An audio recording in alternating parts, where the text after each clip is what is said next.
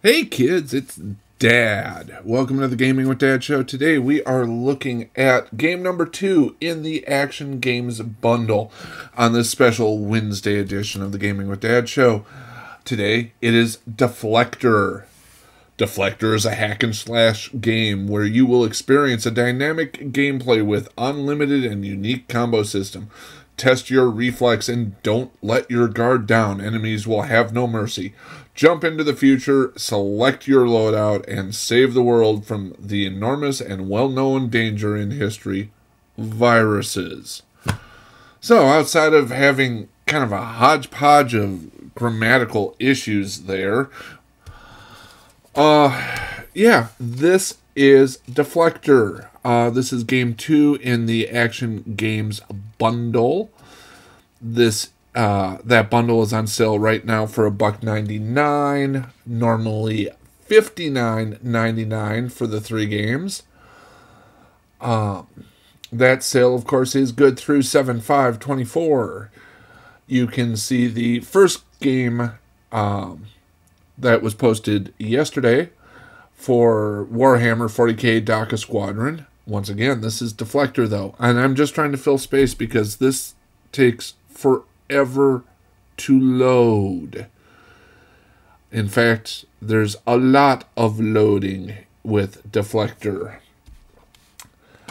But yeah, the bundle's going to set you back 17.7 gigs on your memory card. And it was put together by Reddeer.games on June 14th, 2024. Here we go. We're loading the experiment. So, as we look into reviewing this graphically, now these cutscenes and everything, they look okay. They're not stellar, but they're still good. It's the actual, once you get into the gameplay, your player character is pretty small.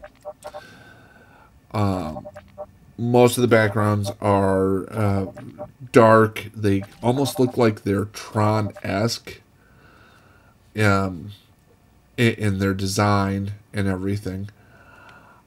But it doesn't really do it for me. It's not offensive, and they are good, and I appreciate the attempt at style. But I am stuck giving graphics a 16. It's just, your character's a little bit small, the backgrounds are a little bit dark, and it just, you never get a good idea of what you're doing. Or what you're fighting. Now, sound. I will probably have to pump the volume way down on this, but it's this techno trance default sound that goes into this.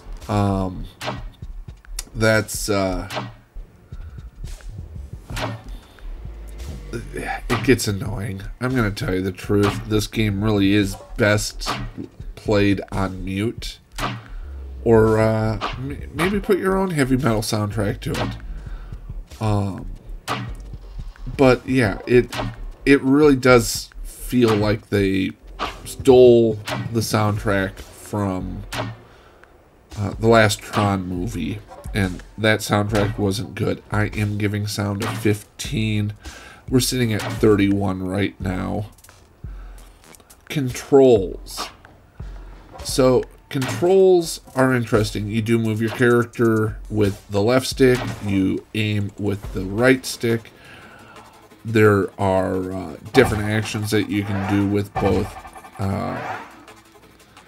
L1, R1, L2, R2, whatever Nintendo wants to call them. And then you also have to do things with the face buttons as well.